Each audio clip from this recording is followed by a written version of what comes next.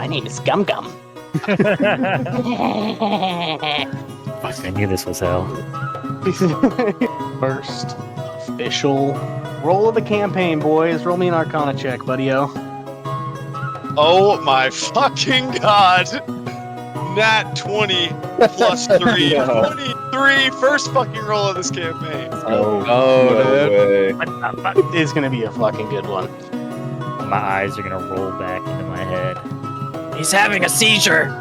Guts goes over and cups the back of his head, ready for him to fall. You're doing it all wrong. Kind of What smacked are you in his doing? face a little bit. If somebody's having a seizure, you want to put a piece of bark in their mouth What the fuck? so they don't swallow their tongue. Oh, Interesting Genasi trick there, my friend. Are you gonna put bark in his mouth? No, not my own, Video of course. That's what it sounds like. Somebody fetch me bark from a nearby tree. How dare you guys? That's disgusting. You said it. But don't you feel almost like you're a part of those trees as well? How dare you? Are you kind of beckoning them closer as they Yeah, get I'm beckoning them, and I'm definitely showing off these big anime tits. Drop your gear, fuck off. Can I grab a javelin out of my Hello, pouch? fella. Calm down. Just take a deep breath, buddy. We'll figure this out. 4 minus 1. You don't want this on your conscious. And I fucking really miss it. Does he even need to roll? Yeah. The guy's dead. Releases out of your hands at nearly Mach speed, and with not even a bit of drop, just splinters through his chest and out the other side. It's a big blade, and as I'm sprinting and I'm gaining momentum, I'm hitting rocks every once in a while, and there's sparks flying from my greatsword. And it's come up and right up next to him, and I up slash. It cuts him right in half, right up the middle. This is a disgusting display of violence. Today we're doing a very special Halloween stream. We're gonna go one by one and reveal our costumes. I'm the two-time back-to-back 1993-94 blockbuster video game champion. What up, guys? dude, it's Haldir! It's a cow! Mr. Your Honor. I don't have any. No wonder you were saying you were gonna be hot as fuck, dude. My headset's on under this bitch, too. Hey! Oh, He's a straight up Dragonborn, dude. What's happening? oh, dude. Oh! God! This man is really It's Dark Bryce! It's Dark Knight. Dark Bright. Are you guys ready? He's rectangular. Fuck Yeah. yeah, Oh, boys. Let's go, Daddy. Tonight you call me mommy. That's amazing. I did not expect that, dude. And I'll flick my collar out, prepare myself, and I'll strut to the front of the party here and lead us through. Not so fast. Roll me a deception check. 12. Something's up. Tell us why you're really here. I'm gonna run away. You fucking idiot. I cannot sustain damage. I'm doing the run that Captain Jack Sparrow does too. Did you say you're leaving us, Twig Boy? In the morning, I will leave for Plumwater. I don't agree with this stuff. Why do you want to go with him? You just met him. It is part of my duty as an inventor. But you could help us with your inventions, mate. Look what you've done for us already. What am I supposed to do without you and your knowledge? Fucking bastard. Son of a bitch is fucking leaving. I've only just met you guys as well, and yet you will remain in my heart forever. And that is why I will do anything in my power, once this job is finished, to find you again. Don't leave us, Sap. Look, The only family I've ever had. stay safe, my friend, and until we meet again, I hope this time it doesn't take us dying to meet once more. You better not fucking die. Is it normal to kill a bunch of people and then just their friends forgive you and then ask them to bury the people you killed? Absolutely not, mate. These people out of their fucking minds. Chase is I don't think meta we should. critiquing my DMing right now. It's the type of metagaming I've never even heard of before. I'm gonna make you make 15 characters in this fucking campaign. Don't you make me. Oh, it's gonna be a long campaign.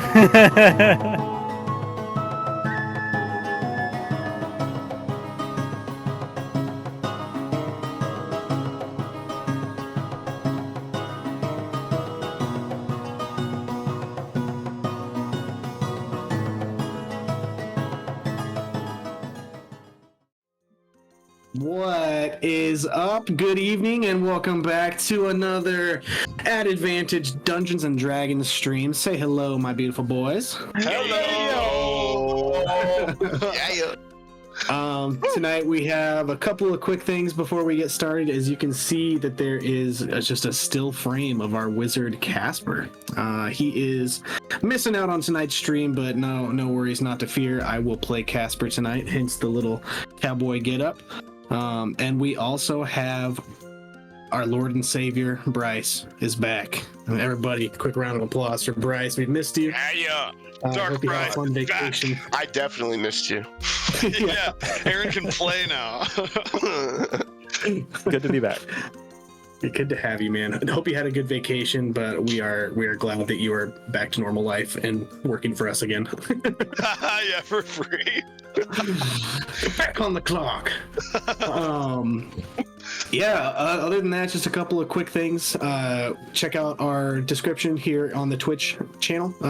If you have anybody that you know that's interested in D&D or might be interested in checking out some of our content, our YouTube link is there. And the entire archive, everything we've ever made is on YouTube. So send them over that way.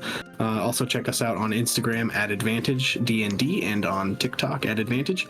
And with all that, who is ready to get into this? Who's ready to play pretend for 2 hours? Here, go, baby.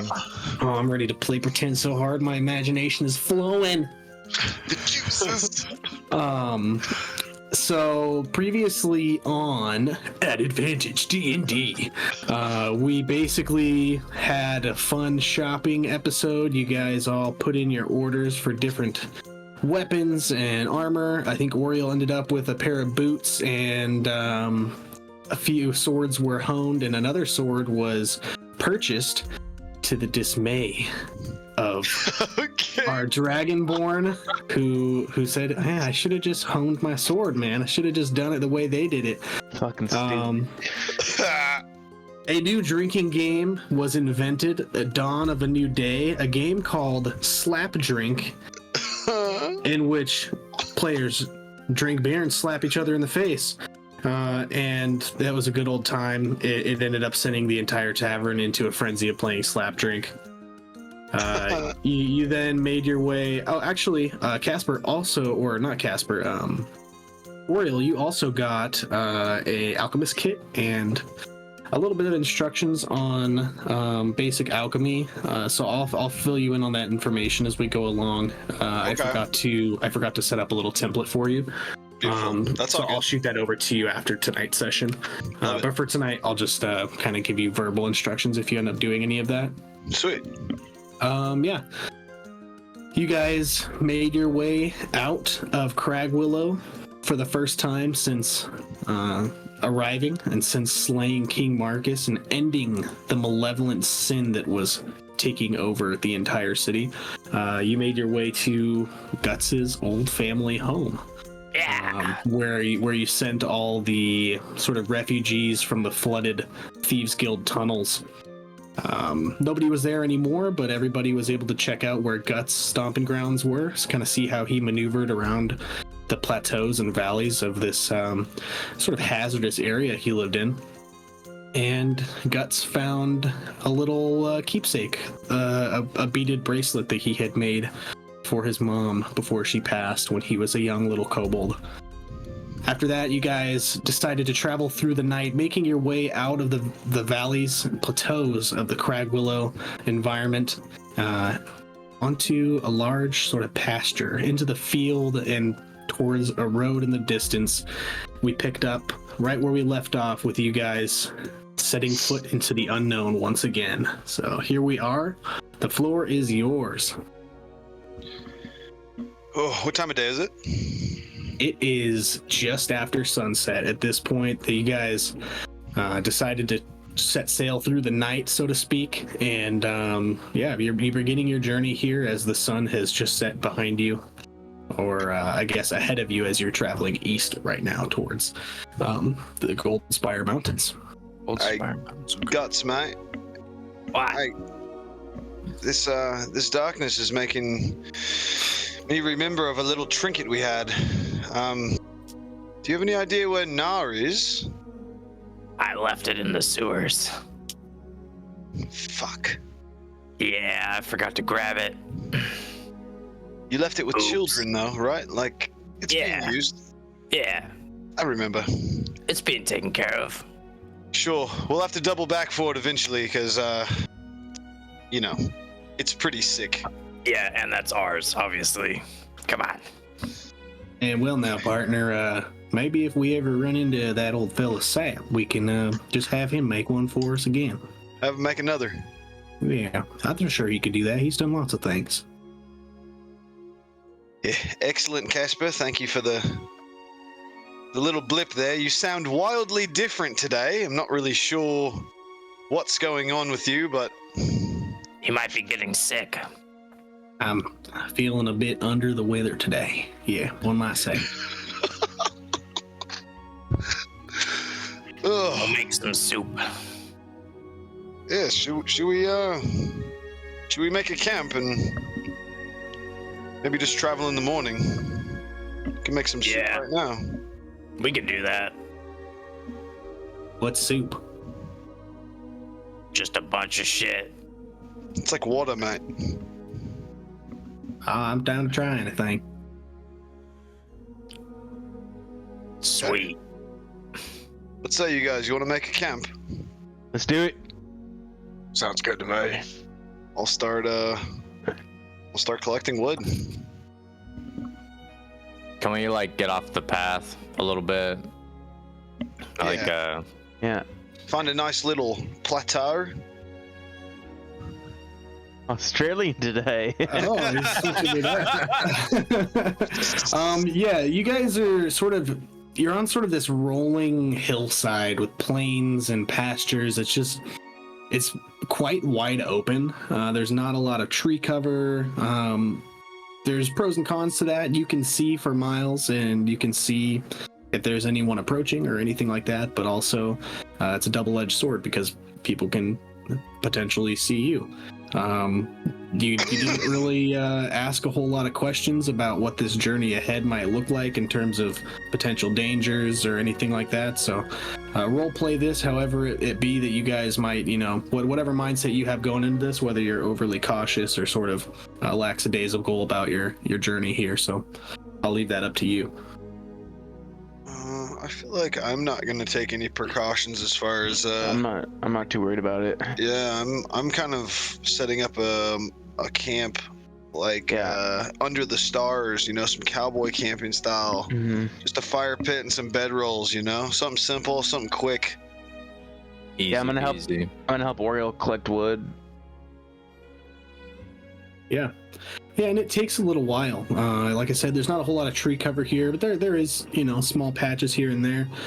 There's some sort of fell trees around in the area, so it's not too hard for you guys to gather it. It just takes a little bit of time. And as the stars in the sky grow a little bit brighter, you guys manage to gather up enough firewood you think that'll last you till morning.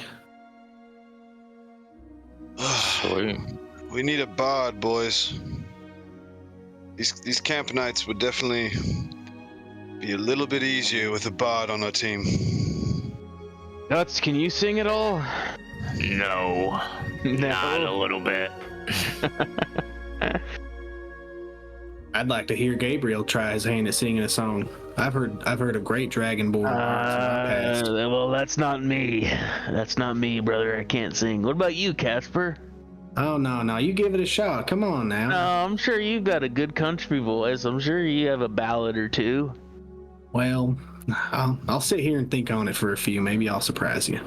All right. How about this? I'll work on something too, but not tonight. Mr. Cross, can you sing? I definitely don't fucking sing, mate. I'm not much of a jingle type. I'm more of a jangle type, right? Yeah, if you know what I mean. I know what you mean. I am a little bit for smoking and drinking, though. You guys ever tried a little bit of the world's herb, the finest? And I pull out of my satchel, I'm digging around in my bag, and I pull out this like finely engraved pipe, and I'm like looking at you all. This is my father's. I kind of found it in the things that I was given, and kind of have it with me. And I also have his flask here. If you'd like to take a shot, kind of put it down and set it aside. Yeah, sure, mate. Thank you. You've been keeping this safe this whole time, huh? It's something that's important to me, mate. Sure. May I have a swig? Absolutely. Try your hand. I'll smell the contents and just... Oh, thanks. Yeah, it's been sitting there for about 17 years, so it's had a while to age. God damn. That's a long time. Yeah, that's mighty strong, mate. And I'll pass it over to Gabriel. God, if I should. No convincing? Alright, I'll just do it then. You're Dragonborn, mate. You can handle it. Take a swig. Oh. And I handed off the guts. I'll just throw up because it's so strong. Just like in my mouth, but you like see it kind of like dribble out a little bit. I think I'll pass. Then I'll hand it to Casper. My face and my body are still sore from our game of slap drink last night. I think I'm with you on this one, Guts. I hit you a little bit too hard last night there, Casper. My ears are ringing still. Fuck. Yeah. How about that pot? You said it was the world's old herb? Yes, just a couple of fine pickings, actually. A lot of us in Bloodstone, we used to smoke this recreationally. Is it medicinal? It's very medicinal. Has a lot of good qualities as well. You may enjoy it. Sure. Pack that pipe up. I'll take a couple puffs. Absolutely. Boys, while we're out here, I know that we didn't really get much information about where we're going. I know that we're kind of in a hurry to get Gabriel cured of his affliction, but we might want to be safe while we're on our travels this time. Yeah, maybe we shouldn't rush into any cave that we see and things along those lines. We should probably be a little bit more safe. I agree with you, Aaron. Well, at the same time, while we sleep tonight, maybe one of us stay guard. Yeah, I'll stay up for a couple hours at least. I could swap with you. Cool. I don't mind swapping. I'm not going to go to sleep anyway, so give me a couple hours of meditation and I'll take over for you, Guts, so you can get some rest. Sounds good.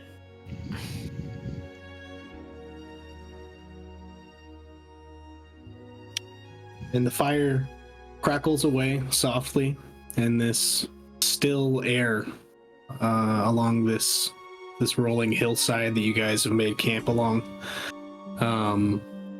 The moon is nearly full this night, and it casts sort of this otherworldly glow across the grasses that are waving just ever so slightly from a breeze that passes here and there. If there's nothing else you guys want to do before taking your turns on watch, then we can get right into that if you'd like. Let's do it. All right. Yeah. Gabriel, you had sort of had this peaceful evening rolls in, or this piecing English, this peaceful evening, where you hadn't really noticed these voices in your head as much. As you're starting to fall asleep, roll me a wisdom saving throw. Got this, baby. First roll of the night.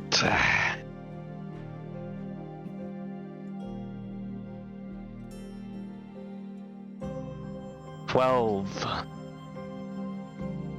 Yeah, and it sort of continues that way. You hear bits and pieces now and then. These strained voices, this, I don't want to say agonizing pleas, but these desperate pleas, this begging. Please, let me be free of this. Let this end. I'm tired of this. Can't sleep. It's been weeks. If only I could find a way. And different voices and different tones and dialects and some languages you don't even understand, but this overall consensus of just wanting the freedom from this entrapment that you all find yourselves in. But it comes and it goes, and it's not overbearing. It doesn't present that sharp pain in your temples that you've experienced in the past, and you manage to find sleep after some time of thinking through this. Roger. Guts, go ahead and roll me a d20.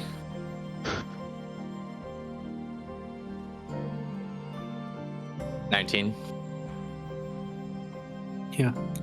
Throughout your portion of the watch, you just can sit there peacefully, and I'm actually going to be walking around. Sure, yeah, however you'd like to flavor it. There's nothing here that occurs during your portion of the watch, and if there's anything you'd like to roleplay or do while other people are sleeping, that would be the time to do so. I'm just going to be holding that bracelet. Just staring off, keeping an eye out. Yeah, just kind of pacing around. Yeah.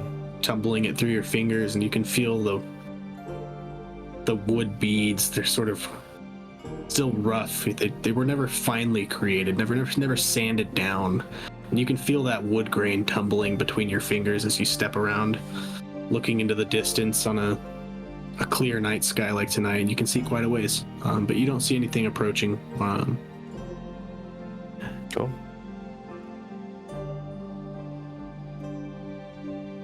And Oriel, I guess you're not technically sleeping, but meditating. Do you just come out of your meditative state, or does Guts need to shake you? You're muted. Still muted. Yeah, I'll come out of my meditative state pretty naturally, as I usually do after 3-4 hours, and I'll approach Guts as I see him walking around camp and just tap on his shoulder and say, "It's time, mate. Why don't you get some rest? I'll take over." Alright. Thanks. I'll just fucking lay on my back, stare at the stars until I pass out.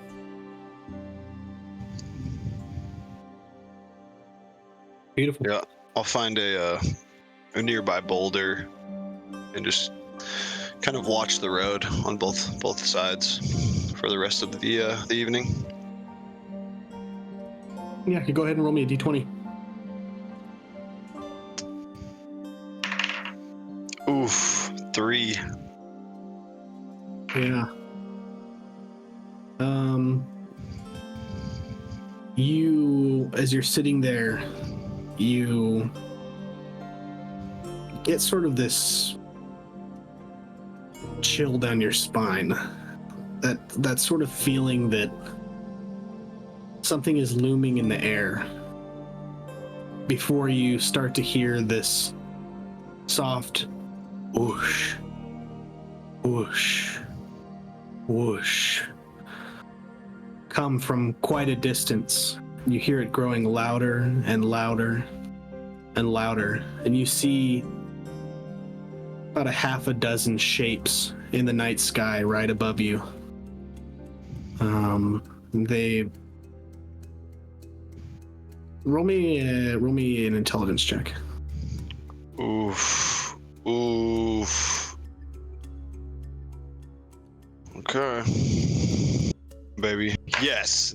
18 plus 1. 19. Yeah. You're a learned gentleman. Grew up in a society that sort of wanted to see the best of you. I can read. You can read. Everybody clap for Oreo. He can read. Too bad Anthony can't. Right. You would recognize these to be wyverns, and you see about 6 of them passing overhead. Roll me a stealth check. Let's go with that plus dex. Dirty 20, baby. Yeah, and you see these coming from quite a distance. You immediately tuck and roll behind this boulder that you're sitting atop, and sort of into a patch of grass that's a little bit taller than you would be laying down. And you just silently hold your breath, hoping that these wyverns don't catch scent, don't see your party or the dying fire that lies just feet away from you. Fuck. Whoosh. Whoosh. Whoosh. And it gets louder as they grow over the top of you. And you peer through the grass, and you see that they haven't sighted you, and they fly off into the distance, eastward, the same direction you were traveling. Whoo. Whoa. I'm gonna stay in the grass, but I'm gonna put my back to that boulder and just sit kind of crisscross applesauce style for the rest of the night. I'm not gonna make a big deal out of it. Yeah. Move your mic away from your mouth just a tad bit. Got it. Hear you breathing. Yeah, all those heavy exhales. It kind of helped the moment. Though. I know. I can think he was like really scared. That's why I didn't say anything, because I was like, this is kind of lit, actually. Yeah, it gave it like a real depth. Yeah.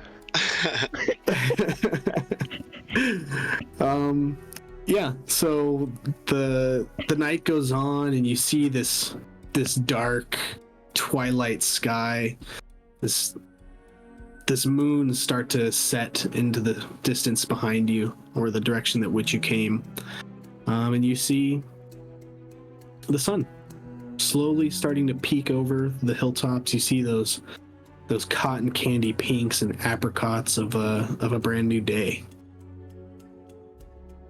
I'm gonna, as soon as that sun crests over those mountains and there start to be some light, I'm gonna touch everyone awake, give them a little shake, and I'm gonna start, kind of in a quick manner, I'm gonna start collecting my stuff and, getting ready, helping others pack up, doing it a bit rushed, and I might be a little bit distressed, visibly. I'm with you. Why are you acting weird?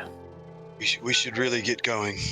I don't want to alert the others' guts, and I'll get closer to them. We got into a pretty close call last night when everyone else was asleep. We had some flying creatures above us. I couldn't fully make them out, but I'm pretty sure they were what again? Wyverns. Some wyverns. 6 or 7 of them headed east. Awesome. Fantastic. The direction we're headed. Mm-hmm. Yeah, that kind of sucks. Yeah, we should move a little bit more carefully, I think, for the rest of this journey. We should let the others know. Just in case they take watch. Sure. Boys. Yeah. There's wyverns headed east. They passed over our camp last night. We weren't spotted, but if we were, it would have been hell on earth. So, next camp, let's focus more on shelter. Got it. Probably stay a little bit more hidden. We need to be more vigilant. These are dangerous woods we're in. We might not want to light a fire at our next camp. I'm sure we can struggle through the cold for one night. Yeah. You're not wrong. Let's get moving, boys. Let's get moving. Keep an eye on the skies. Right. Yeah, you guys sort of hurriedly pack up your stuff, understandably kicking some dirt over the fire that still just had a few hot embers at the very, very bottom of it. Pick up camp and do you follow the road, or what's the plan? You guys are not. You guys. The only reason I'm asking is because you guys have led me to believe you are not road followers at this point. At this point, I think we don't really have enough to go off of to not hit the road. Yeah. Agreed. Yeah, and you hit the road, and for some time, this scenery is sort of all to the same. It's monotonous almost. These rolling hills, you could see them being very easy to get lost in if you weren't following the road. Everything just looks the same. Every direction you look for miles and miles, as far as your eye can see. And this road is just a single road, and you have seen no tributaries to the road. It's just been one road in and out. And you continue to follow it. And as the day breaks through the morning into mid-afternoon, you guys are all starting to feel the strain on your legs. You've had to have walked miles at this point. And I'd like to have all of you roll me a d20.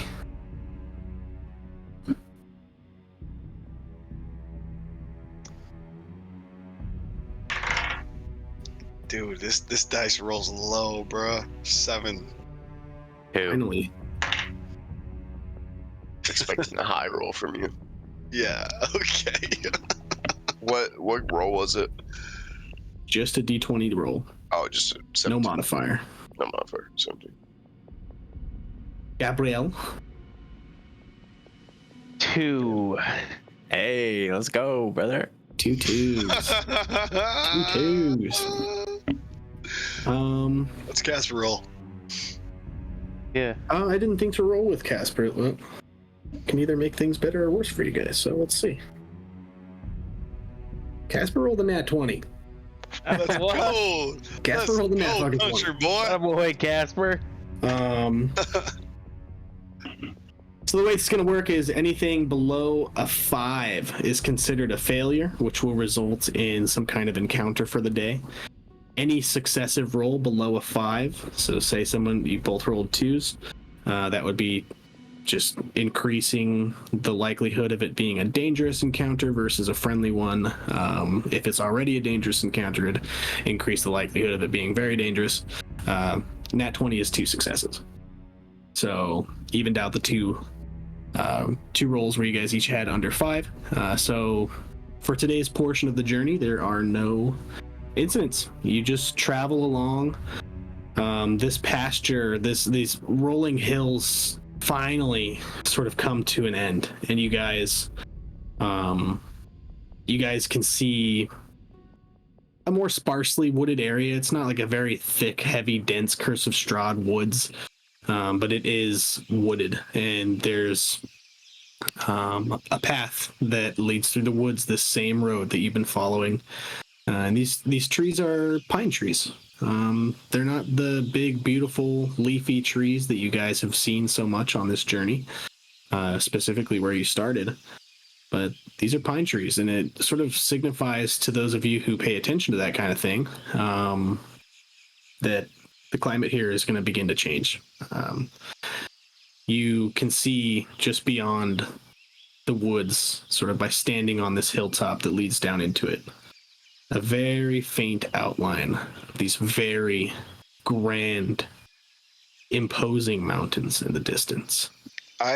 I'm going to, as we get into this new terrain, as we're walking, I'm gonna pull out my my drawing pad and my new pen, my new fine pen, the quill of scribing, and I'm gonna do a little, a little portrait or whatever of this scenery, the pine forest with the mountains in the back.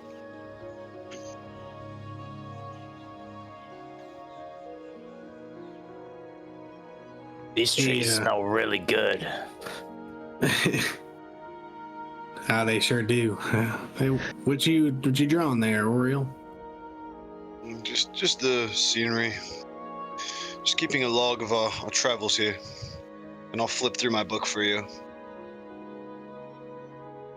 Oh wow! You'll see several notable moments etched in ink and on my parchment.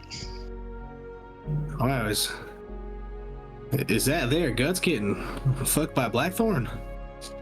No. Blackstrain? No, mate. No. Oh, all right. I must have just been not. seeing things. All right. That's a keeled over King Marcus in the throne room. If anything, it would be the other way around. Easily mistakable. Sorry about that. I'm just gonna shake my head and continue drawing. No, but really though, I'd like maybe someday you could make a copy of one of those drawings. Pass it on over to me someday. And sure, would you like a portrait? I could draw you. Oh no, I don't think I can sit still quite long enough. But if you ever find time to duplicate one of those drawings, I'd be happy to keep it with me for a keepsake. Well, sure. Maybe you can look through and tell me which one you'd like a copy of, Matt. Yeah, we'll do that later. Of course.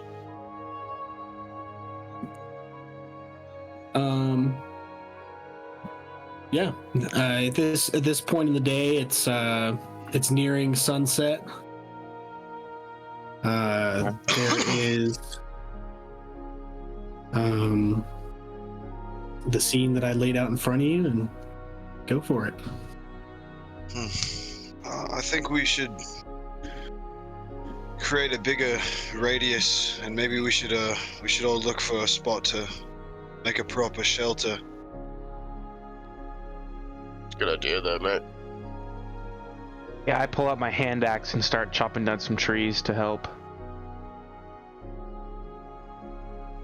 I'll try and find like a huge tree, if I can, big enough so I can climb into it, lay on a big old branch. Ooh, yeah, like that gang in Avatar: The Last Airbender, dude. There you go. Jet and his gang were all up in the trees. I'm down for that, dude. Secret tunnel. Secret tunnel. Yeah, cool. I'll start scouring for trees too. Yeah, I guess I'm chopping down trees, and I see everyone start to climb trees, and I stop chopping trees, and find a big one to climb up. Yeah, and it's easy enough. There's quite a few of these trees, and they're to relate it to something that we're used to. They're like these big Douglas fir trees. They're massive. They reach up into the sky, probably 60, 70 feet at the tallest. And enough low reaching branches that you guys could climb up them relatively easily. Find a nice canopy up there. We all have our own tree. Yeah.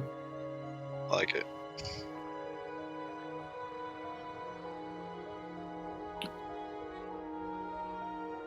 Yep, and another night of camping, and I know that sort of these travel sessions can be a bit repetitive, and so if you guys want to skip roleplay before camp tonight, then that's totally fine. We can just get into whoever's doing watches, and cut the BS, but it's up to you guys. I'm not going to cut you out of any roleplay scenarios if you want them. Someone else is on watch tonight. Me and Guts had last night. I'll keep watch. I'll give you a break partway through the night. I'm the same as Oreo here. I don't have to sleep per se, so. Yeah. I'll That take the meditation must be very nice. I wish I could sleep like that. It is if you don't have shit on your mind, man. It can be pretty hard to get through, honestly. So, I do wish I could know what it's like to dream.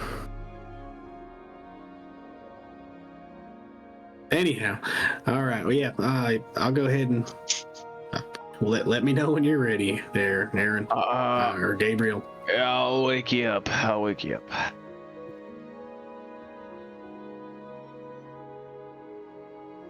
love how on cue that was for Casper. Anyway. I'm trying my best, man. It's so weird to play someone else's character. That's so perfect. Do I notice anything while everyone's asleep? Well, go ahead and roll me a d20 with no modifier. Hey, woo! 15.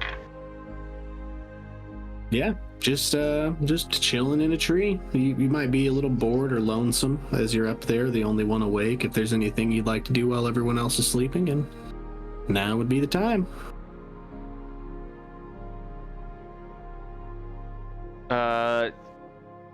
No. A few hours go by.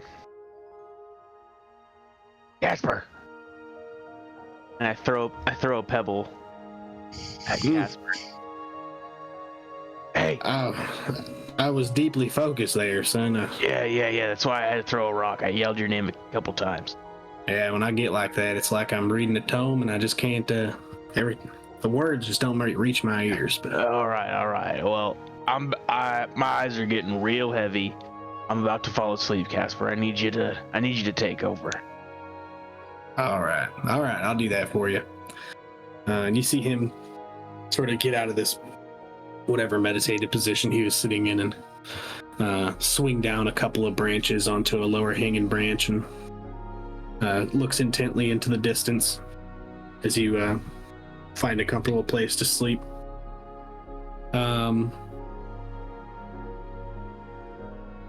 Roll for him.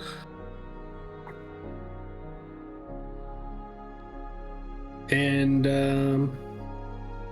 just for funsies, everybody roll me a d20. Yeah, but this will be a dexterity saving throw. Okay, I wanted to do something before I fell asleep, but okay. Okay. Yeah, well, before I say what happens with these results, we'll let you get to that. 15. 5. 19. I'm rolling low tonight. 15. Place. What would you like to do before you go to sleep? I just want to look at my palm. I have a tattoo of a sun, and it starts to glow. I just look at it and let it glow for a second, and I go, I wish he knew, and I wish I could tell him. I put my hand in my chest, and I just fall asleep. And as you're just lulling off to sleep, you hear this resounding as the branch beneath you breaks away and you fall down onto a lower branch, and it catches you and you don't take any damage. But it gives you a good scare, and he's just sort of curl around in a different way and sort of shake a little bit, test the branch to your weight, and God damn it. And it holds you and you're able to go back to sleep. Why is it always me? That was luck, mate. That was definitely luck.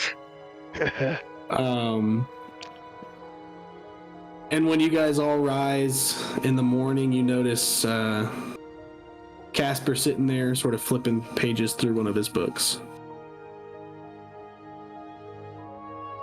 Do something really embarrassing for Casper while he's gone. Kill something. Yeah. Don't do it to him. I made a promise. I made a promise, and I don't break promises. Profess your love for Oriole. Casper, you finding any interesting stories in that book there, mate? Well, I started the first Wizard's Last Stand and thought that was pretty interesting, but a well-read man like myself sometimes needs variety, so I started flipping through Magic for Dummies. And, so far it's nothing I haven't heard of before, but I'm gonna keep working my way through it as we have damn time. You might find something new, mate. I'm sure I will. I don't think Elvirius would have gave me a book that wouldn't serve me any purpose now. Seemed like a type of fellow who knew his shit. I agree. And you guys don't really have much of a camp to pack up tonight. You're able to sort of slink down from these trees, and while it was very fucking cool, I mean, sleeping in trees, like the gang from Avatar: The Last Airbender, super cool as fuck. All of you are sore. Your backs just don't feel good. I mean, shoot, it was like sleeping on branches overnight. That's almost like exactly what you did. And you just feel that you're just kind of stretching out a little bit as you hit the ground, the solid floor beneath you, and just the wake up is slow this morning. Everybody's kind of cracking their necks and kind of getting ready for the day. Dope.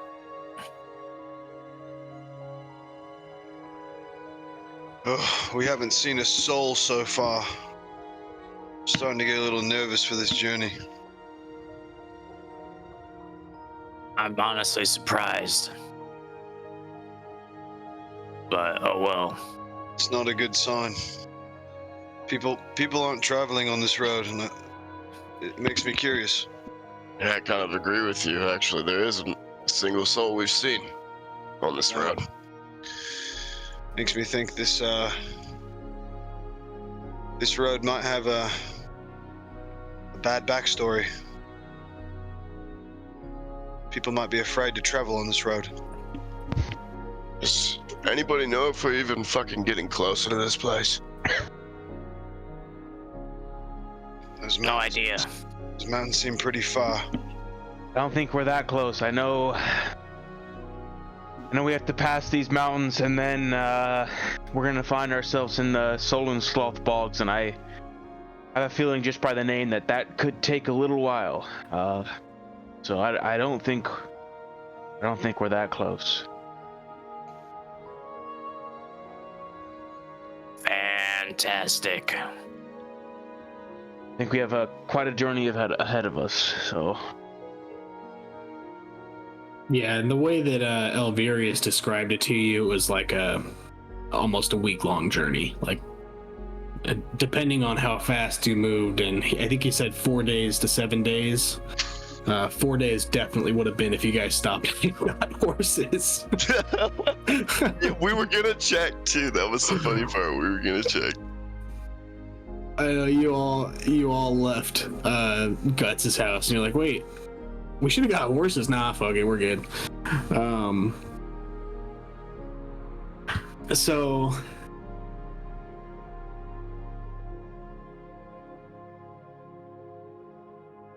yeah, you guys make your way through the woods, and the weather has been really clear so far.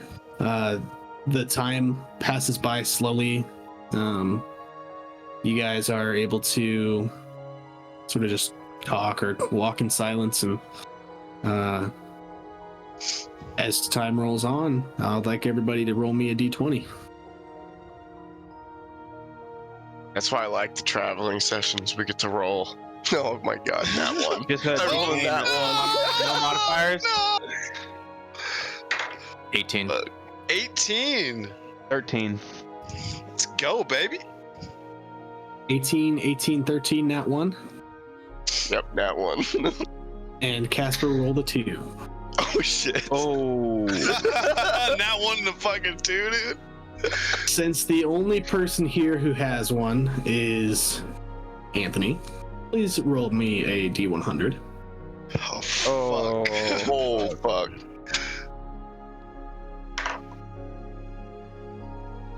This thing takes forever to stop rolling.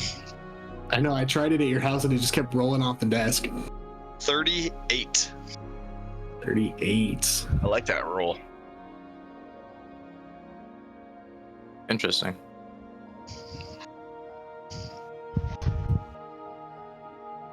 A 5th level fireball smashes into the whole party. All are dead. No!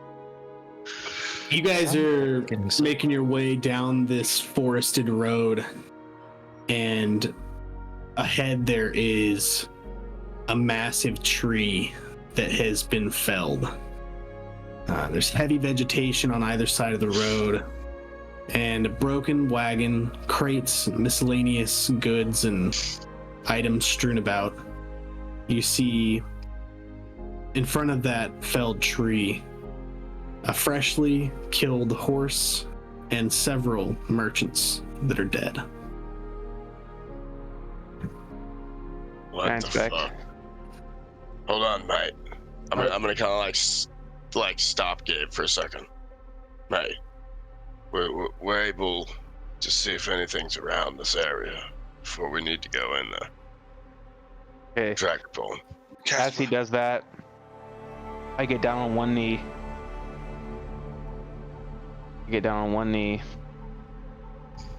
And I put my fist to the ground, and like a circle of glow goes around me, and I use Divine Sense. Fey, Fiend, or Undead, if I'm not mistaken. Until the end of your next turn, you can sense anything affected by the Hallow spell, or know the location of any Celestial, Fiend, Undead within 60 feet that is not behind total cover. You have yet to feel anything from that spell. Casper. And this is no different right now. You need to send little fella out, mate. Wait, how close are we? You see it in the distance. You're probably about 120 feet out. Nice. It's perfect. Send out little fella, mate. We need to get eyes on this. All right. Well, keep an eye on my 6, please. I don't want anything sneaking up on me because I can't see when I'm looking through his eyes. I got your back, mate. Don't worry. We got you. Is there tall grass nearby? Yeah, there's heavy enough vegetation that you guys could stick behind some trees or around some vegetation that you could stick, out of sight, out of mind for the most part. Yeah, I think we should all do that. Everybody roll me stealth. Ooh. All right, baby. Not another that one, please. Not good. Not good. Oh, okay. Ooh. Mine's get better than I thought, boys. Wait, hold on. I'm at disadvantage as well. Natural 1. Oof. I just rolled a 2 and a fucking natural 1. Someone tackle Aaron. I love nights like tonight, dude. I love nights like tonight. 19 for your boy here. 17. Casper. It's so fucked up. I got a 10. Casper got a 14. You guys all settle into these different hiding positions. You slink back into a little bit of vegetation. And Gabriel, you're the type of guy who's not not scared of a whole lot. You faced a lot of things in your life.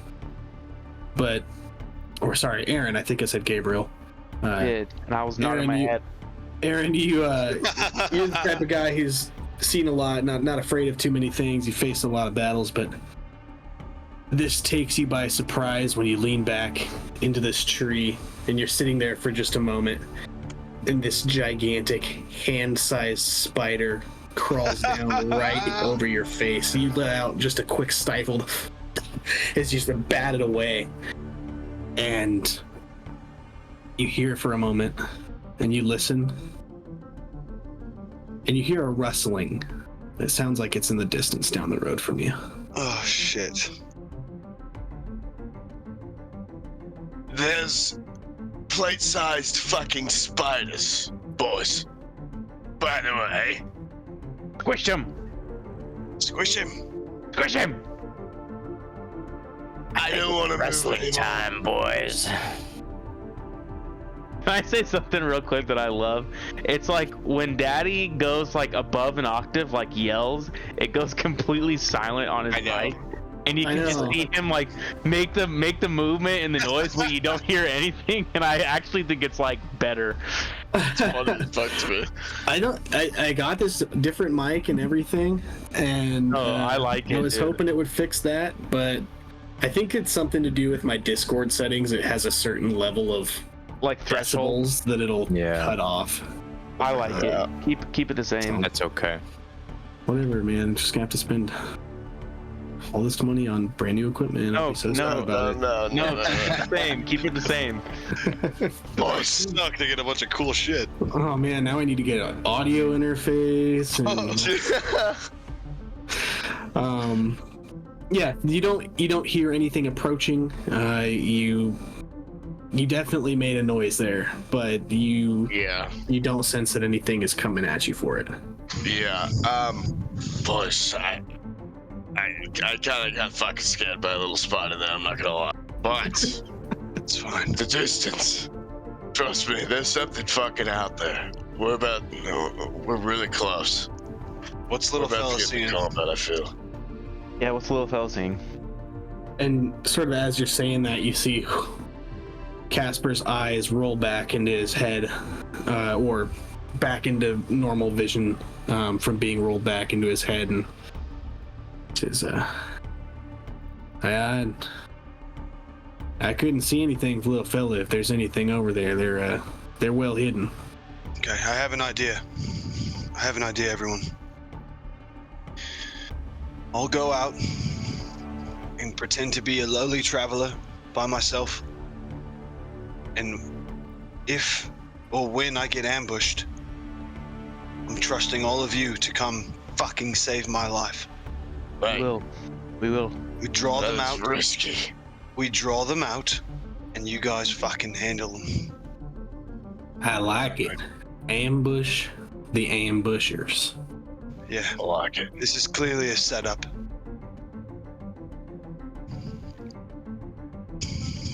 I'm just gonna go for it. Yeah, before he goes, I'm just gonna place my hand on him and cast guidance. Oof. Hell yeah. Guidance lasts 1 minute. Yep. And then also I am going to before he leaves as well, I see Aaron do that, and I also put my hand on his shoulder and I cast Shield of Faith on him. Ooh, so let's go, dude. Grants a +2 bonus to his AC for duration. It's a +3 to my AC? +2 to your AC. Dang, that's fucking tight. 15 AC. Okay. 10 minutes. Okay, right on. I'm gonna go. Give me some space. Follow behind me, though. Don't let me get too far away. I don't want anyone to fucking hurt me, please. Trust, mate. You'll be fine. Okay. Wish me luck. And I'm gonna try and play it super cool and just walk. Not slow, but not a run. Nice brisk pace, and I'm just gonna walk through. As soon as I see anything move towards him, I'm gonna sprint towards him.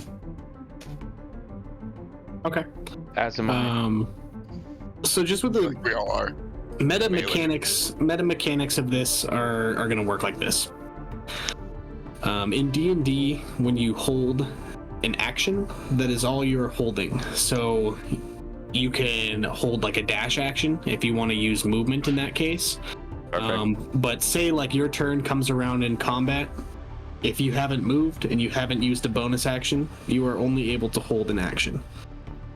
So if there's any movement you want to get done, or you're trying to prep for something that might happen that requires a bonus action or movement, it's just something to keep in mind. In this case, obviously it works because you could just use a dash action, but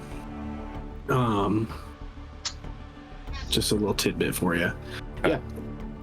Everybody is sort of holding, ready to run in. Does anybody want to try to get closer? I don't think any of you have enough movement to get in from 120 feet. No. I'll move 30 feet closer. I'm at 30 feet. Yeah, give me a solid like 30 feet cushion, and you guys try and stay hidden as I follow in front or lead in front. Okay. So we're just 30 feet behind him. Cool. Yeah. Yeah, and as you move in to get closer to these wagons, these dead merchants, this dead horse, you can smell the iron in the air, freshly killed. Oof. Do they look looted? Everything is strewn about. There's crates of broken and splintered pieces of wood spewing from the tops. You see that the wagon itself is pretty beat up, and the bodies don't necessarily look tossed, but they've definitely been killed, and their clothing is gashed open and blood pooled around their bodies. Damn. Sir, if there's anything further you'd like to investigate about the scene before you get closer, then tell me kind of what that is that you're looking for, and I'll see what I make you roll for it. Does it look like there was a battle? Do these people look like they put up a good fight? Or were they fucking swiftly dispatched by some fucking pros? Roll me investigation. Investigation. Come on, baby, come on. Fuck! 7 + 1. Well, it's hard to say. They've definitely been killed. At the swiftness of it, the skill of the killers, all that I'll give you here is that you do notice some footmarks on the ground. You notice some sections where people's bodies have either been sliced or taken bludgeoning damage, but that's really all you can discern in this sort of high pressure moment. I am going to react as any traveler would and approach, and maybe try and go around in a way, but I'm gonna act like I'm passing through. Yeah. And as you sort of pass around the right side of one of these bodies, sort of stepping closer to the right side of this footpath, you hear this large rustle from the bushes. And out steps one large hairy foot.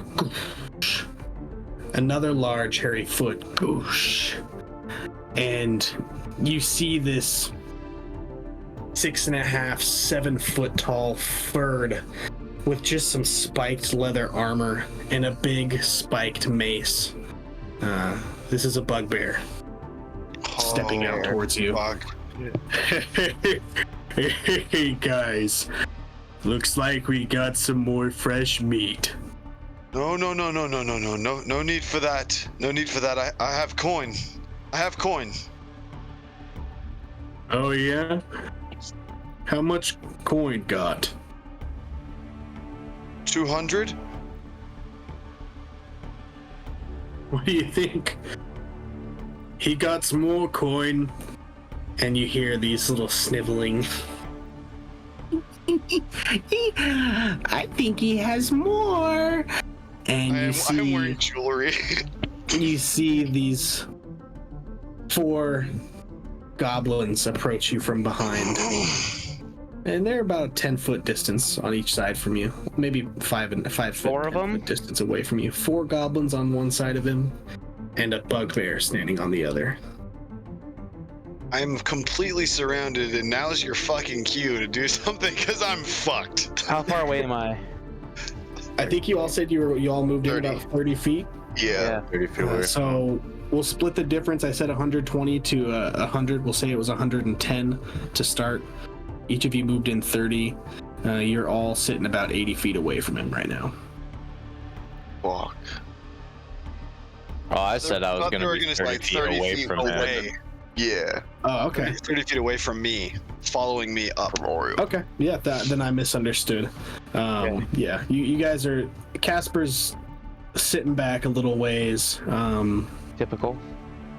But the rest of you are about 30 feet away from Oriole. Okay. On sort of either sides of the road, sort of just trying to stay behind trees and branches. Oh fuck! Please, there's no need for violence. You guys have already killed and shed blood today. I don't need to be another. And I'm trying to persuade them to not kill me. Please, I have jewelry and 200 coin. You can have anything you want. Roll me persuasion. Ooh, good fucking roll. 16 plus 4, nat 20. Or dirty 20. Dirty 20. I was like, that's not how that fucking works. Nat 20! That's how he's rolled so many nat 20s. Fuck you guys. As the rest of you are moving in, as he's sort of talking to this bugbear, all of you roll me stealth one more time. Okay, I'm kissing the dice now. Come on. Let's go. Let's go. 13. Not bad. 16. I have to roll a disadvantage, actually. I forgot. Yeah, 13. I still rolled good, though. Let's go. 17. Yes. Your persuasion was a dirty 20? Dirty 20. Yeah. Maybe we won't kill you, but I think you've got more than that. And he's going to take a big step towards you. He's now about 5 feet away from you. Can I take a big step back into these goblins? Yeah, and you do, and you feel your back pressed up against the point of a blade. Not so fast, eh? If Boss Man wants to take a look in your pockets, I suggest you turn the pockets. And I'm gonna look behind me. I'm gonna look at the goblin with the sword. But I'm gonna take a slight glance away from his line of sight behind him and see where the fuck this crew is of mine. Because they said if I was approached they'd sprint, and now I'm fully surrounded with a blade in my back. Do I see them? We should be pretty close. Yeah. I want to... Can I make an action? Been waiting for someone to make the first move. He rolled just a high enough persuasion to make it so that he didn't get attacked first. Okay, so yeah, I wanna pull out a javelin from my bag and just fucking throw it. Just aim for one of the goblins that's on Oriole right now. As I'm like charging in, just fucking jump out of the grass, fucking toss it. You see as you're approaching the clearing of this road, 3 goblins who are a few feet away, maybe 5-6 feet away from Oriole, and then one is taking a couple steps in and has his blade to the back of Oriole. Which one do you choose? I want the one that has the blade in his back. Okay, roll this at advantage. A ding. Because you plug. You all rolled high enough stealth to 17 on the first roll, baby. Let's go. And a 16 on the second. Hold on. Let's go. Let's look at this shit. I don't even know what the bonus is on this. It's 1d8 plus 3. Doesn't even matter what the How bonus much, is. yeah. The armor class is lower than that. Yeah, so you see throw this javelin, and immediately it makes contact with the right shoulder of this goblin whose right side is sort of facing you. And he lets out a high-pitched screech and stumbles back away from Oriole. We're being counter-ambushed now! As he steps back. Everybody go ahead and roll me initiative. Oh, but we don't get more stealth stuff even though we're all past? Nope. This is just a 1-round surprise. That one javelin coming in was enough to let the group of enemies know that something is happening. Can I take advantage of this motherfucker getting hit and dip fucking to the right, like fucking full sprint and just roll out, fucking run? You will take attack of opportunity from the bugbear, but yeah, you can. Oh my fucking god. Whatever. I'm rolling the dice on that. See what you got, bugbear, bitch. And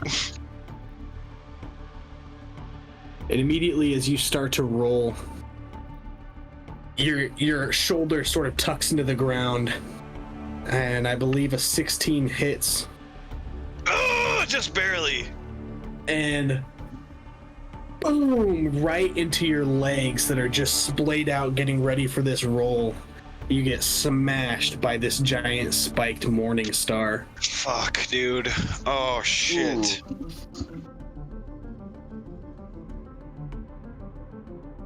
I rolled low for damage. You're lucky. That's only going to be 5 damage. Oh, thank the Lord. I imagine he, like, where does he get me, bro? Tell me how this damn...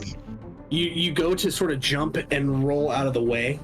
Your shoulder is hitting the ground and your legs are out to the side like this, and he just pins you at the knees into the ground, and just this bludgeoning damage cracks through your knee bones and just sends them straight into the ground, pinching them into the floor beneath as he raises his morning star up again and puts it over his shoulder, ready for another attack. Am I prone? You are prone. Fuck. Ooh, oh, fuck, dude.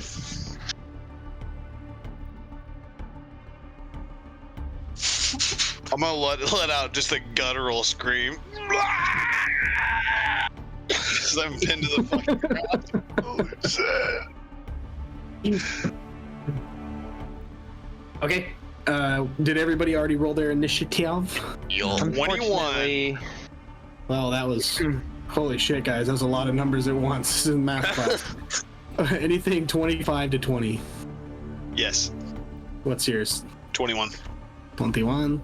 Do some for me. Okay. Just gonna really quick get mine ready too here. Anything 20 to 15?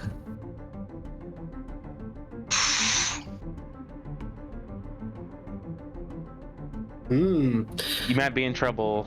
Oriole. I'm already in trouble. Yeah, you might be more in trouble. You guys suck.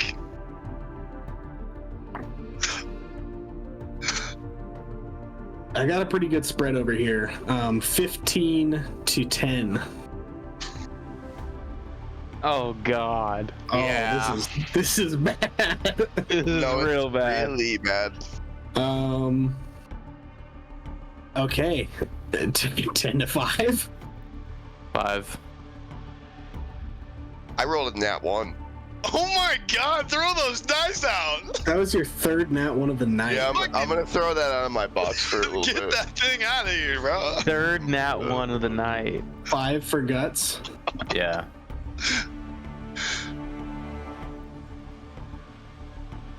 Wow.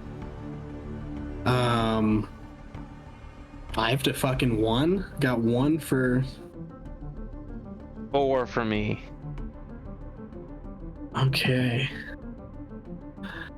Wow, that is a crazy initiative spread. A 21 for Oriole and then a 1 for fucking Aaron. And a 4 and a 5. Oh fuck.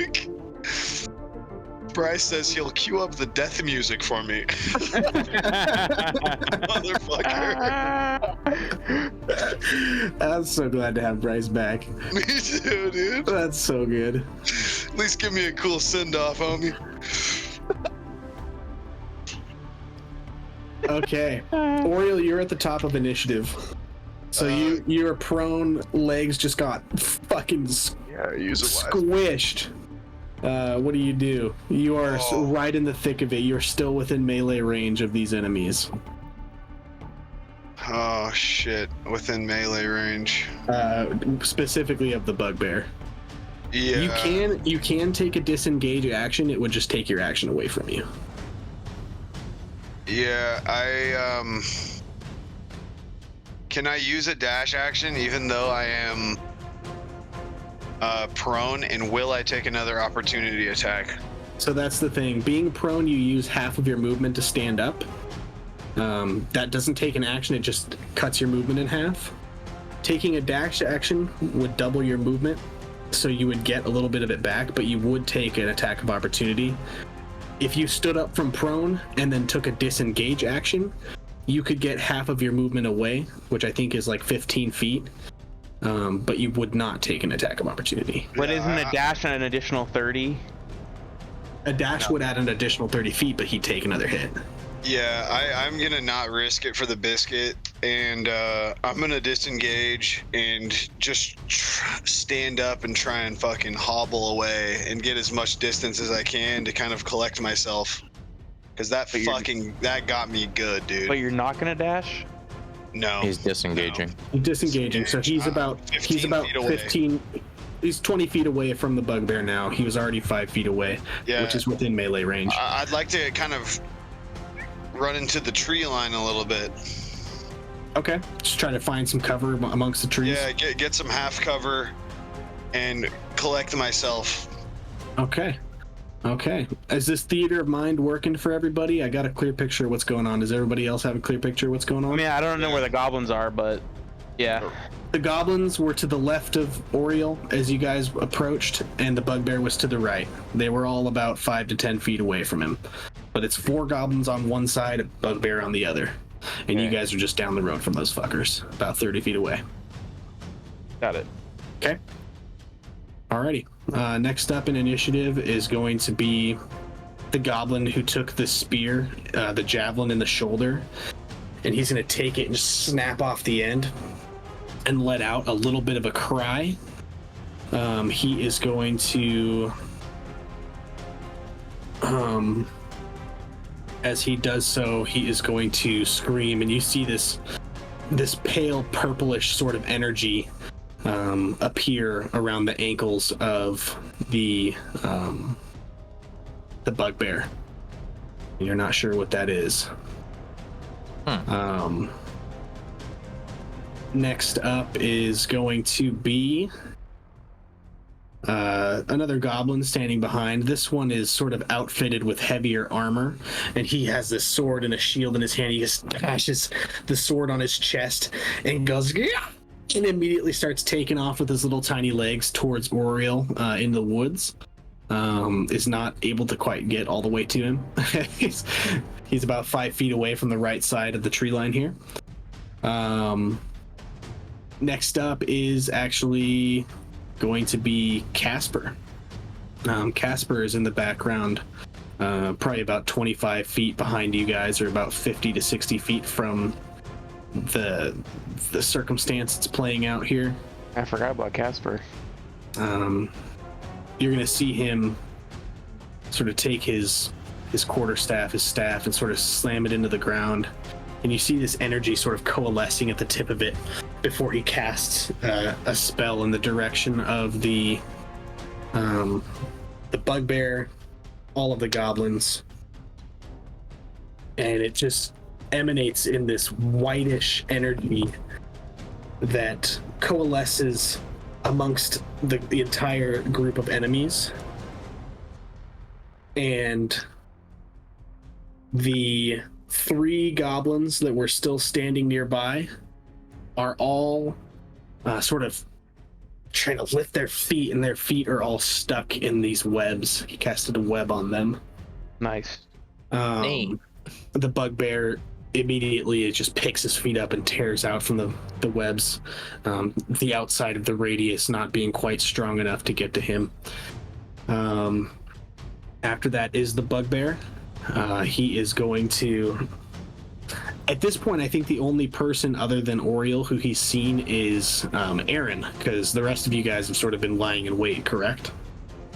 No, we were all sprinting forward, weren't we? I thought you guys were kind of nearing up within the bushes. Yeah, Aaron was the only one who engaged. And he's the one who jumped out and threw a javelin. He's the one that engaged, yeah. Okay. Sorry, boys. I didn't know it was gonna work out like that. He is going to. Yeah, we're good. Well, this works out in your benefit because you guys are still hidden. You're able to surprise in order to get an advantage on your first attacks here. It just didn't happen all at once because him jumping out of the bushes startled them and made it obvious that there's something further going on here.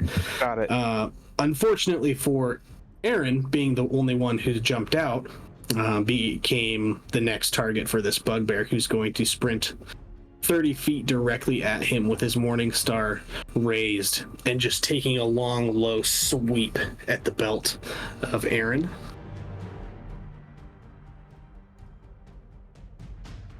And does an 11 hit? I don't think so. Fuck no, bro. I'm gonna jump over that shit. Hell yeah. Bitch. Yeah, and you totally do. He sweeps too low and you just kind of hurtle over it. Next up is going to be Guts. I'm gonna fucking just full on get to the bugbear. I'm gonna rage. So I'm just gonna be screaming out of these bushes. I'm gonna try and take a nice little gash out of his chest.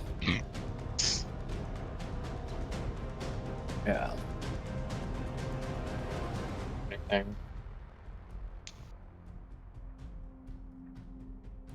12 to hit. 12 to hit? Mm-hmm. Yeah, and you're trying to get a gash out of his chest, but you jump up and you just don't got the height in order to reach him. You just kind of skin some of the hair off of his chest follicles, and they fall slowly to the ground before you, and he has this big bloodthirsty grin on his face, and he looks at you and says, I have more friends to play with now. And then I'm gonna just scream super high pitched, and I'll use Draconic Cry. That gives all advantage, right? Yeah. I like how your Draconic Cry is either like a war cry going into battle, or it's like an oh shit cry. Like you're like pure fear. Yeah. Holy shit, it's huge! Yeah. Oh man, that's so good. That'll be my turn. Next up is going to be Gabriel. All right. I bring my fist up and I put my fingers out and my thumb up like in the shape of a gun, and I cock it and I point it sideways at this bugbear, and you see this glowing yellow from the tip of my fingers. You hurt my friend! And I shoot this fucking thing at him, and I use Hunter's Mark on the bugbear. Cool flavor for Hunter's Mark. I've never heard it like that before. Yeah, trying to be a little G over here. And then I sprint. Benny.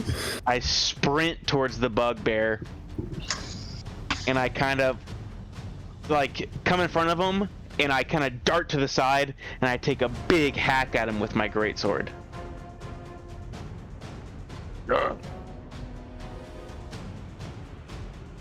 13 plus 6, 19 to hit.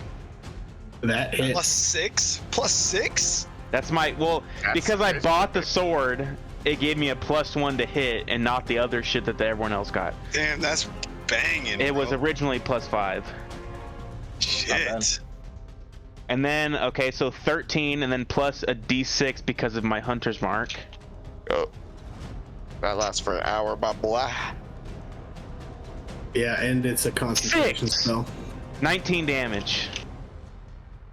Yeah, and you jump in, you do this punt fake almost, and you just jump out of the side and slash across the mid side of this bugbear. And it cuts into, he's got sort of this like waist wrap skirt like kilt like almost leather garb on, and you cut through the leather and expose flesh with that first hit, and it definitely does a good amount of damage to him. Does the skirt fall off and we see unsolicited bugbear stuff? Some NSFW bugbear content? Maybe if you're lucky on the next swing. All right. Stay tuned. Next episode. Stay tuned. Next episode of At Advantage, titled "Bugbear Testicles, Large or Small." How's he looking? He's how's he looking? He asks after the first hit. He's looking okay. I mean, you definitely you caused a flesh wound, but he's a hardy individual. All right, cool. He's fine. Perfect. Next up are the last two goblins. They're going to run in together. One of them you see doesn't have like any weapons at all. He just comes in fisticuffs, and he's going to slide in baseball style, trying to slide tackle Gabriel onto the ground. This is just flavor for a shove, so contested athletics. Contested athletics? Yep. Oh, that you're fucked, big dog. I'm athletic as fuck.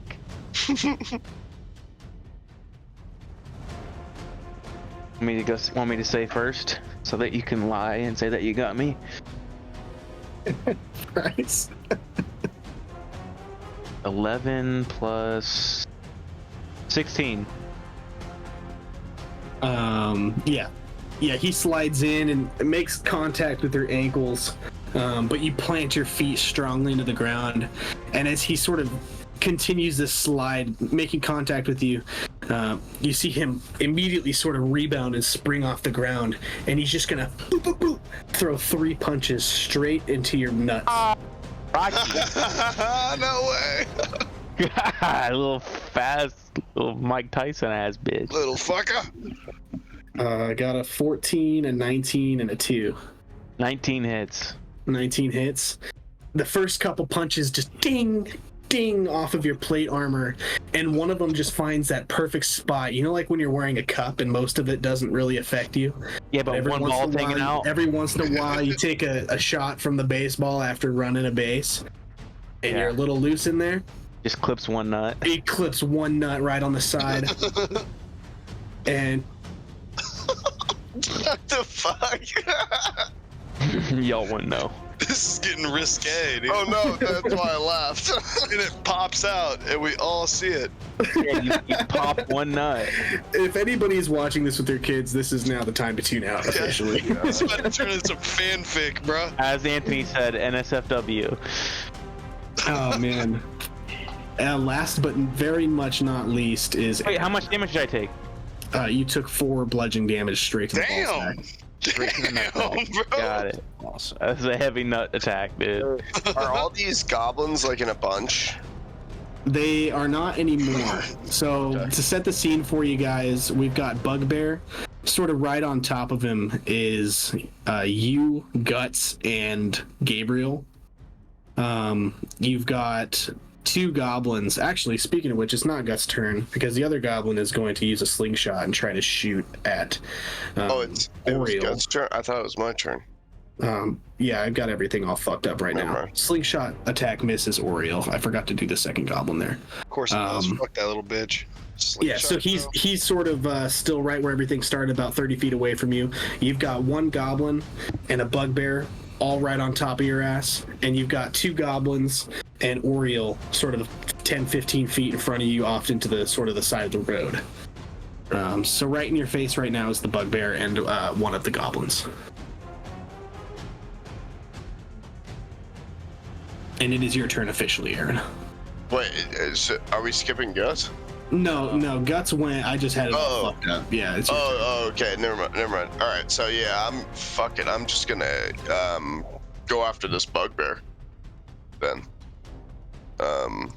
And I'm gonna just kind of like brandish my greatsword and just kind of like take it almost in a baseball bat swing, but like an upward slash, like right into him. And it's a +6 on that new sword.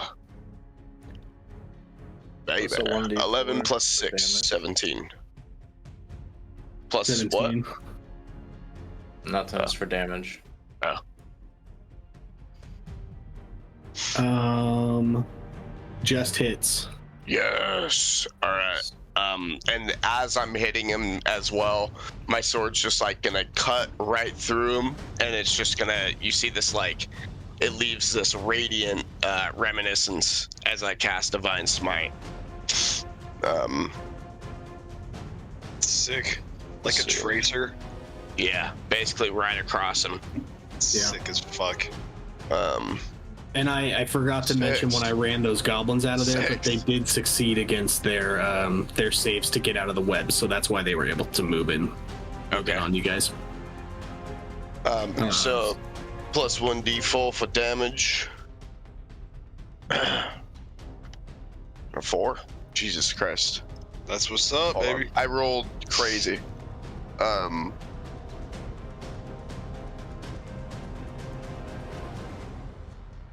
Give me a sec. So what all is going into this here? Is it a smite? Yeah, it's gonna be my great sword. Yeah, my divine smite as well. Great So I sword and divine smite. I hit 24 for base damage on my great sword, and now I'm rolling for divine smite. Need my D8. How much damage does your great sword deal? What are the rolls for 2d6 it? plus 4. I 2d6 rolled max. plus 4. I rolled 2 6s and a 4 plus my 1d4. Okay. Yeah. Is the D4 the divine? And literally an 8. It's 2d8 on this motherfucker, and a 2. So 10 radiant damage. Okay, so 24 plus 10, 34 damage. 34 damage. Yeah, you see this searing, this divine smite, this holy light envelops your sword, and you cut down into this bugbear. The damage is going to be reduced by a d12 for Stone's Endurance, which is typically a Goliath thing, but I did put it on this bugbear for funs and giggles, which only saved him by 2, so it did 32 damage. And he's not looking super sick right now. He's looking like super not sick right now. He's so awesome. Sick. Yeah. I really like that. So sick. And I'm gonna bonus action cast Shield of Faith on myself. Okay. Is Shield of Faith a concentration spell? Yeah.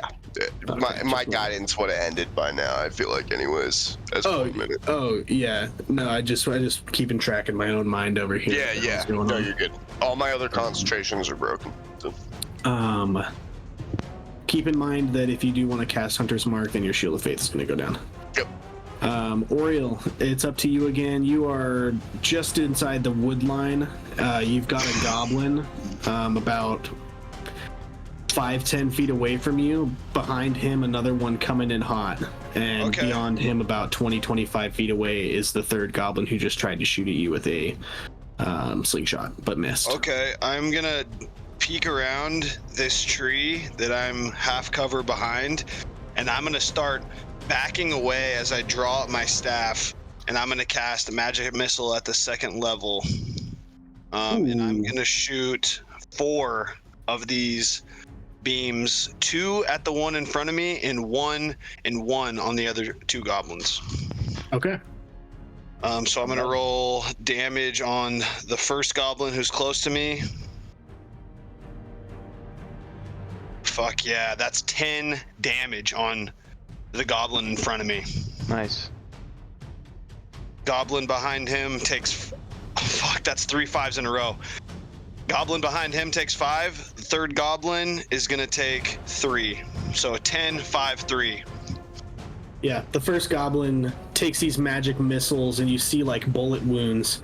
They enter through one side and exit out the other, and he perishes feet away from you as he's charging in. He was the more heavily armored one with the sword and shield. Behind him, you see, again, like a glancing blow, but digging a chunk out of the flesh of the shoulder of the goblin behind him. And the one in the distance, the spell almost starts to peter out on its way there, but makes contact and sizzles into his skin slightly.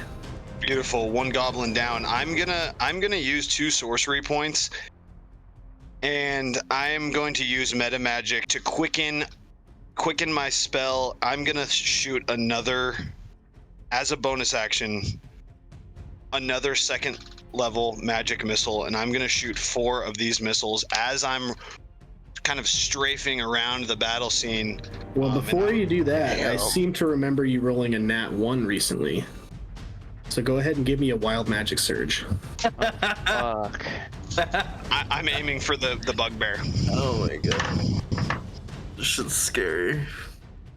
Yeah, this is Still rolling. What's the number? It's still rolling. What? 58. what the fuck? Alrighty, let me pull up the table here. Still rolling. Still rolling. Dude, that thing rolls forever. It's like straight up rolling a ball. Yeah, really.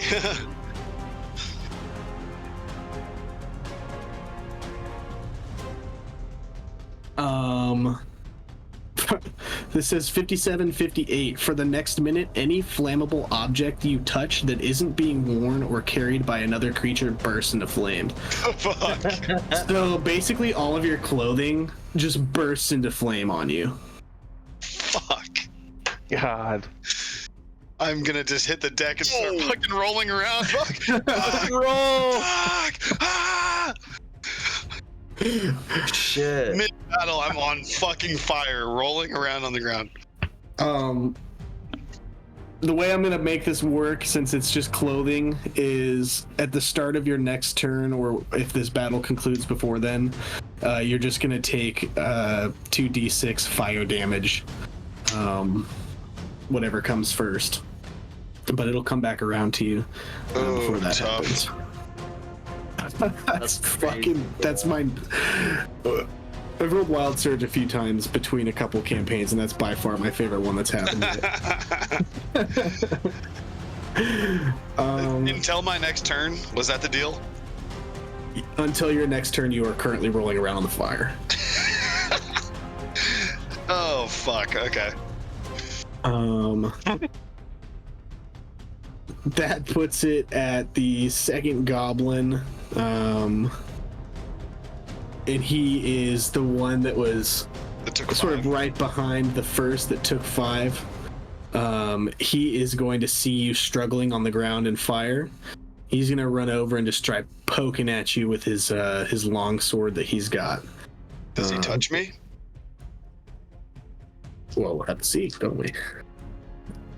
He does roll at advantage since it's melee and you're prone. 16 plus 2, 18 to hit. That hits, but remind me the spell that I just did. Him touching me, does he ignite? Any flammable object you touch that isn't being worn or carried by another creature. So no, it would not. He just gives you a nice poke. And another 4 damage your way. It's piercing. Oh, dude. Oh, fuck, dude. I am really looking bad. Oh, fuck. This is what happens when you send the glass cannon in to be the bait for an ambush plot. Oh my god, I just laughed so hard it shook my table. After that is going to be Casper. He is sort of still slinking in the distance. He is going to...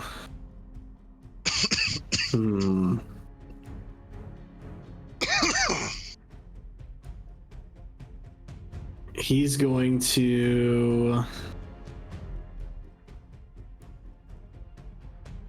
Yeah, he's going to use this spell that you know all too well.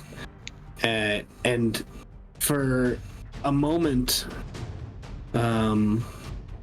his entire being looks just like this ethereal green energy before he casts out an array. It's going to be a Con 14 save by the bugbear and the goblin. It's also going to potentially affect Aaron and Gabriel, since you guys are all in the midst right there.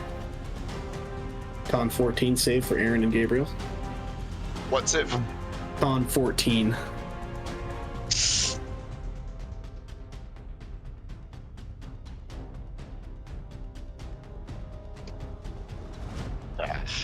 5. 8.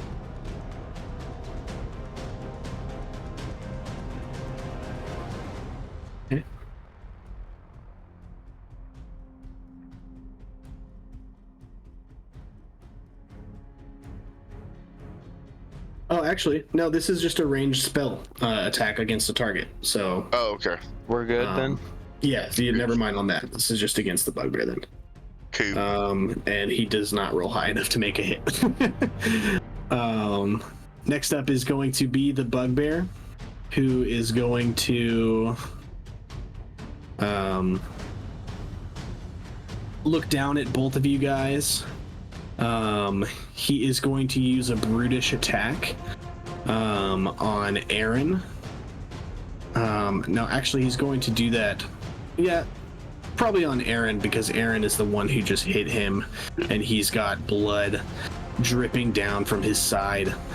He looks at you and swings his sword, his Morning Star for. That's a nat 20, boys. With a brute attack that deals 1 extra die of its damage, so that's going to be 3d8 doubled. Double. This might be it. Yeah. 3d8 double, So that's dude. 8 plus 6, 14 plus 2, 16 damage. 32 damage. What's No, that's 16. It say was double? ooh, yeah, hold on. So 32. it was 16 doubled. 32. No, that was -2, so it would have been 14 doubled to 28 plus 2, so it would have been 30. Damn, bro. Holy shit. Damn, bro. Does that knock you out of the race yet? How much damage was it? 30 damage. 30 damage. I take a huge blow. Like, there's more blood that. I mean, I've been hit pretty hard. You guys have seen me get fucked up in a fight before, but I'm like looking fucked up, dude. Fucked up. Fuck.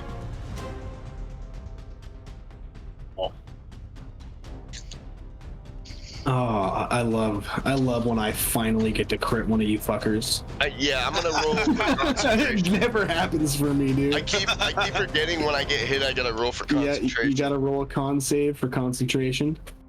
14. Believe that would be enough. Yeah, I don't know what the save is really. It's half of the damage you take, so that won't be enough. You'll fail. Fuck. Yeah, no, So your I shield would of faith fail. is done. My shield of faith is gone. Next up is going to be Guts. All right. I'm going to recklessly swing at the bugbear.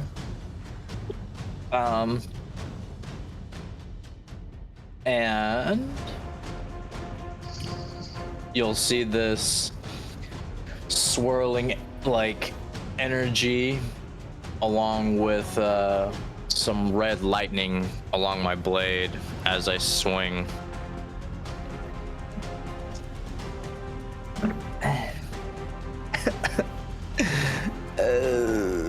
15 to hit. Just misses. Was that with Reckless? Yeah. Oh, bummer, dude. Yeah, it's all right. Oh man. Next up, unless do you have anything else you can do, or is that all of it? Let me see. That's it. All right. That puts Gabriel in the seat. I put my greatsword across my face and I hold my right hand up, and the sun on my palm that's tattooed there starts to glow. And I run it across my blade and I use Searing Smite to engulf it in flames. I then sprint towards the bugbear, which I'm not that far from. I don't know if you guys have seen Demon Slayer, but I'm gonna take a move from my boy Tanjiro here. And I'm gonna use Flame Wheel, and I'm gonna jump up and do almost like a front flip and try to slash at this bugbear with Searing Smite and Hunter's Mark attached. with my greatsword. Send it, bro. This is at advantage. I believe the Draconic Cry is still in play, correct? Okay, that's really good. Okay, 12 plus 6, 18 to hit. That hits. Okay, oh.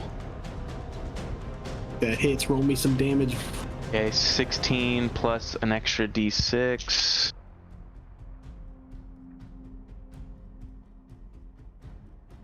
To 18, and then plus Searing Smite. And this is going at his neck, by the way. Yeah. Just like in Demon Slayer. Someone's been watching the new season. Just finished it today. Oh, we got stuff to talk about after this. Yeah. Then. Okay, so this Searing Smite's a Constitution 12 saving. Nat 1. From a nat 20 to a nat 1, just like that, dude. Okay, so critical fail. 20 damage. 20 damage. Yeah, Nice. any extra flavor you want to put on this kill, now's the time, buddy. Yeah, so I am doing the front flip, and I slash him in the chest, and I continue this front flip. But this time I do like a horizontal slash, and I align with his neck, and the bugbear's fighting me just like in Demon Slayer. And I'm pushing through and pushing through and pushing through, and it gets about halfway, and it's about to stop. And I take my forearm and just bash the hilt of my sword and cut all the way through, and the bugbear's head goes flying, and the body collapses.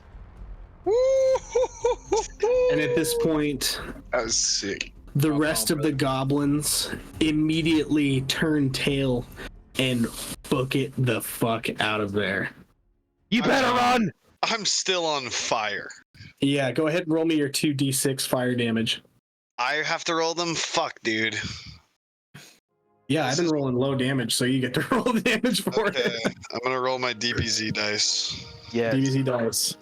Let's see if Shenron. Roll low, baby. Shenron!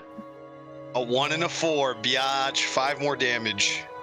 That takes me real low, boys. And you are now completely nude, burnt clothes sticking to your skin and hair, laying on the ground and just like like hair.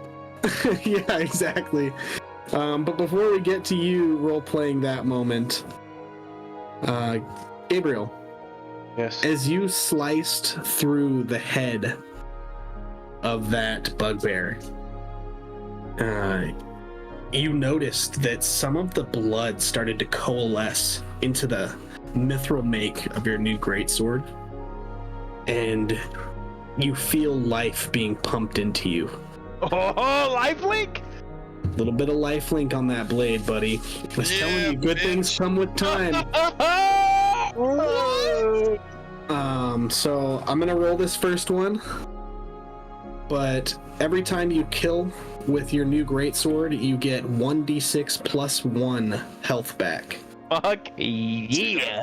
So this time I rolled a 3 plus the 1, you will get 4 health back from this. Back up to max. Kill. That's so fucking cool, dude. That's pretty sick. That is so sick. That's like how I always want to build in video games, is with lifesteal. That's like my favorite thing. Wow, dude. Okay, so I feel the blood go into this dagger just like Zabuza, and it pulses through me, and I come back to full life. And if Daddy will allow me, I will run over to Oriel, place both my hands on him, and I will give him. I'll give him 10 of my lay on hands pool and try to bring him back to life. Yeah, you guys at this point are no longer in combat, so whatever you need to do. Okay. Thank you. And you the scene that you see as you arrive is just this completely singed, almost completely naked Oriel cowered in the grass, just after rolling, covered in dust. And you place your hands on him and breathe some life back into him with this lay on hands. What do I look like? Is all my gear ruined? Not all your gear is ruined, but just like the linen clothes that you were wearing are all like pretty burnt up and shitty. And you're bald. No. You're a short. You're a Roll a short. D100.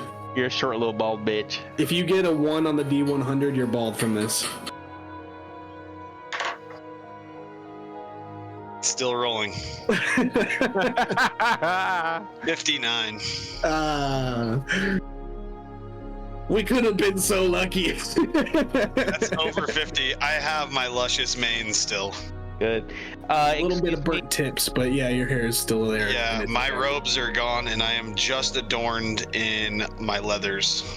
Father? And his chastity belt. What? Father? Does my lifelink level with me? That remains to be seen, my friend. Interesting. Damn, dude. I'm just sitting And over then, here. do you roll it every time? No, you'll roll it in the future. I just did it for this first time for display purposes. Display purposes. Yeah, for the big reveal, you know what I'm saying? I knew there had to be something. I knew I couldn't get fucked over that hard. I literally said right after it happened, I was like, sometimes things wait to show, and you didn't say anything about it. Yeah, I think you were just you were bumming too hard to even I hear was what hella said. bummed, dude. I was like, God, I spent more money than these fucks. Damn, bro. Good. Okay, floor is yours. This battle is finished. Bugbear is slain, head rolled off about 10 feet off to the side, and the goblins have ran away. After I give some life to Oriel, I'm gonna check the bugbear body. Yeah.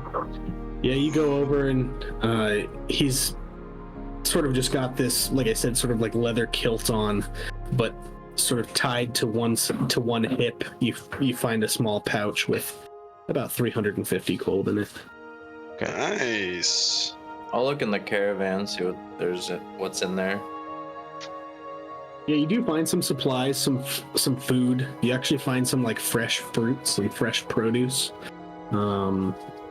Similarly, some packaged away meats and stuff like that. Seeing as how you guys didn't come super prepared on this journey with a whole bunch of food and stuff. I'm not the type of person who would be like, oh, well, you take your rations today, you're dying. But just to keep the story sort of canon, you do find some food. But it seems like everything valuable has been taken from these caravans. I'm going to go over to the goblin that I slain that was heavily adorned in armor, and I'm gonna inspect his body. Yeah, and you look over him, and it's definitely like this goblin plate mail, very form-fitted specifically to like the size of a goblin. It's sort of spiked on the ends. You might be able to get some coin for it for scrap material at some kind of a blacksmith. Tell me about his shield and sword. Both pretty small, smaller than something that one of your Dragonborn users would use. The sword itself looks to be more like a curved scimitar type of blade, but it's very jagged looking, very crudely made. And his shield is sort of just like this metal buckler style shield, just this sort of simple circle of metal. And they seen some battle. There's definitely some dents and some gashes in the metal of his shield, and his sword is chipped in a few places. Yeah, I'm gonna put that shield in that small buckler shield in my bag of holding. Okay. And while he's adding to the bag of holding, I'm gonna take my bag of 350 gold I found and kind of jingle it. Oriel! Ching, ching, ching, ching, ching. Toss it over, mate. I toss it to him and I say, hey, put it in the pool for all of us. Perfect. Plus 350 to the pool. Other than that, there's still there's a dead horse there. There's still a few dead merchants. And specifically for Oriel in this purpose, they're wearing very commoner style clothing, very commoner style garb. I'd rather just look like a barbarian. Now I'm wearing like tattered silk robes with like my leather adornments over the top, and you can see like my fucking hard, slender body underneath. I kind of look hot as fuck. Yeah. I thought that was going a different direction for a second there. NSFW, baby. Oh. I wanna go over and loot the merchants. I'm also gonna lay on hands myself as well, because I'm basically limping and fucking bleeding. How much health did you get down to there? 4 hit points. Ooh, how is this close? Yeah. When you come in for your necks, boys, I'm almost there. I keep getting you down. Yeah, that was gnarly, bro. I thought I was done. My bloodlust in the DM brain of mine was like, just have the goblin stay and fucking slit his throat, but that just wouldn't have been what goblins would do with their leader going down. It just wouldn't have made sense. Yeah, you played it well. Oh, but I wanted it. I wanted it to fucking kill you. No, I'm kidding. I don't want anyone to die. I want everyone to have fun. Yeah, right. That's fun if I die, though. His face. Yeah, on these merchants, you find some very commoner style clothing. You do find rolled up in their backpacks some heavier, more winterized clothing. Ooh, yeah. Enough for at least 3 of you guys. You find a couple of simple rings and bracelets and stuff like that, but nothing you think that would get a lot of gold for. Between the lot of them, maybe about 100p worth of silver. Ooh, silver now, huh? Getting into silver? No, that's just what the jewelry is made out of. It'd be about 100 gold is what you think you would get for it. Okay. Yeah. No, I'm not playing that silver. I was like, 100. They got too much shit to keep track of in the first place. I'm like a piece of bread, 1 gold. Basic enough for me, dude. Yeah. Yeah. I'm gonna kind of like look back at the boys. That was kind of a close call to that bugbear fucking almost had me. Sure was, mate. And I'm talking to him as I'm stuffing these 3 winter clothes and the silver jewelry into the bag of holding. Yeah, like I'm handing it all to him and shit. Gabriel. Yeah. Thank you, mate. It was an honor Seriously. to cut that guy's head off. If Oriole wasn't torched and blackened, I would have come and healed you. You were next, brother. You were next. No, don't worry about me. You know us. We're pretty versatile. Let's not tell anyone about my incident. I thought for sure you would be bald, Oriole. I'm glad that your locks survived. And just for canon for the rest of you guys, you were all in the heat of battle. You don't know that he accidentally caught himself on fire. It could have been anything that caused that to happen. I just saw him all burnt and went over. Yeah, you just found him all burned. You might have seen him ablaze in the distance before he dropped to the ground, but there's no telling what could have caused that. This all Thank God for me. I'm keeping that one under wraps. Still rolling. Still I'm not rolling. telling you guys anything. That D100 still rolling. That was Still rolling. Close.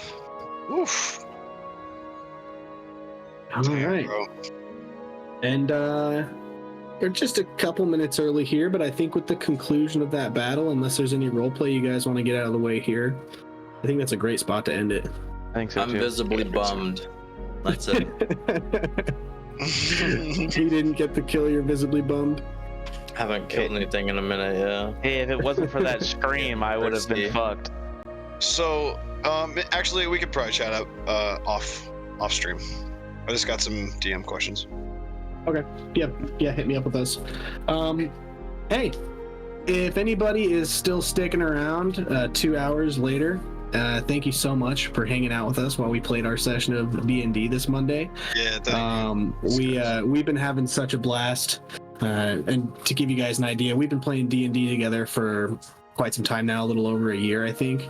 And to be able to do this and put it out, not only because other people might enjoy it, but because it's fun for us to look back at the memories. This has been such a cool, fun, humbling, grateful experience that we're all having. So thank you so much for being part of this with us. Again, check out Instagram at Advantage D&D, TikTok at Advantage. Check us out on YouTube. The best that you can do for us is sharing us with one of your friends, posting one of our videos on your story on Instagram. Just little things like that. It's free to do, and it helps us out greatly. And we love y'all. Thank you for showing up this week. Love you guys. Love y'all. Bye.